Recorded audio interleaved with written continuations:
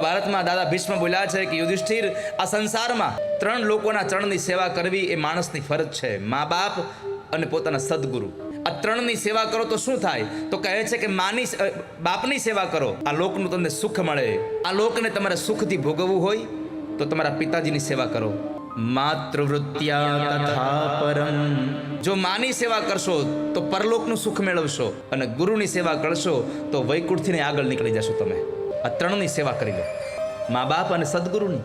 પણ બાપને છાતીમાં પાટું મારીને પછાડ્યો ત્યારે આત્મદેવને પેલા મહાત્માજીના શબ્દો યાદ આવ્યા, આ સંસારમાં કોઈ કોઈનું છે નહીં. આ સંસારમાં તો બધા જ સ્વાર્થના સગા છે. મહાત્માજી કહેતા હતા કે કોણ દીકરા વાળા, કોણ સંપત્તિ વાળા, પણ ત્યારે હું માન્યો નહીં. આજે દીકરાનું પાટું વાગ્યું ને ત્યારે ખબર પડી કે દુનિયામાં કોઈ કોઈનું છે નહીં. અને બહુ હકીકત છે, આ સંસારમાં કોઈ કોઈનું નથી. આ તો આપણે બધા માનીએ છીએ કે અમારા મા બાપ છે, અમારો દીકરો છે, અમારી પત્ની છે, અમારા બાળકો છે, આ બધા સ્વાર્થના સગા છે, કોઈ કોઈનું છે નહીં.